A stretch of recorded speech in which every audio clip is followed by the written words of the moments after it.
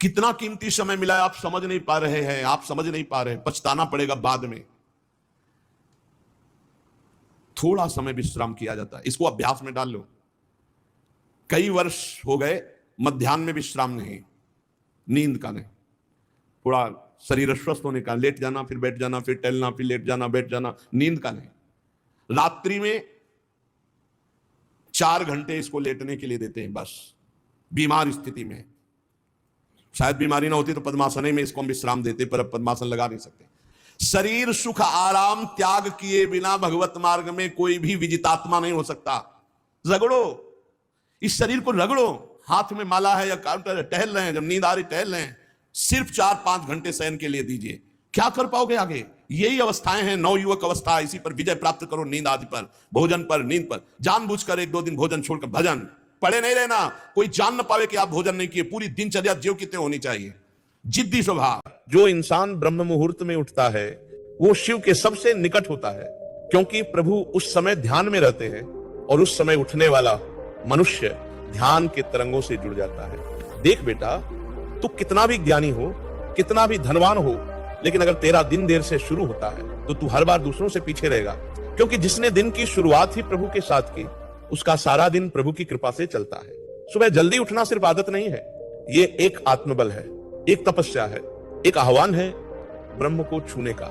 जब सारी दुनिया सो रही होती है तब जो उठता है वो अकेला नहीं होता, उसके साथ होती है सृष्टि की ऊर्जा। जब हवाओं में पवित्रता होती है, जब पक्षी गा रहे होते हैं, जब वातावरण में एक शांति होती है, तब अगर तू अपनी आंखें बंद करता है तो शिव तुझे छूते हैं। उस समय तू जो सोचता है वो साकार होता है। सुबह उठने वाला व्यक्ति कभी भी भ्रमित नहीं होता, उसका मन स्थिर होता है, उसका दिन संयमित होता है, उसकी निर्णय क्षमता तेज होती है। दिन में सोना बंद करो। जो रात्रि में जगते हैं वो सो सकते हैं आधा टाइम, सोने का टाइम 4 घंटे तो 2 घंटे विश्राम कर लो, और रात्रि में ऐसी सेवाएं करो कि घंटा 2 घंटा उसमें विश्राम कर लो, 4 घंटे से काम। और जो रात्रि में चैन से सोते हैं दिन में मत सो, दिन में टहलो, माला लो और अपने ही कमरे में टहलो, बंद करके कमरा, अपने ही अंदर टहलो, खूब नाम जप करो, मंत्र जप करो। देखो कैसा आनंद आता है कि अरे तेरा समय जा रहा है, पता नहीं आगे कौन सा रोग आ जाएगा, कौन सी घटना घट जाएगी, तू भजन करने लायक रहे या ना रहे। आज भजन कर लेगा तो कल, बता रहे हैं ना, हर समय मन उत्साहित रहता है।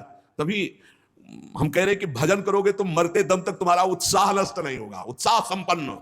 कितना आनंद रहता है, मन से भगवत आराधना शुरू हो जाती है, मन से पाठ शुरू हो जाता है, मन से परिक्रमा शुरू हो जाती है। हमें लगना है, आराम शब्द जीवन में नहीं। रात की पढ़ाई में जो शक्ति है वो केवल रटने की है, लेकिन सुबह की पढ़ाई में जो शक्ति है वो समझने की होती है। सुबह का उठना तुझे बुद्धिमान नहीं बनाता, तुझे समर्थ बनाता है, तुझे शांत बनाता है, तुझे दृढ़ बनाता है, तेरे भीतर की बेचैनी को शांत करता है।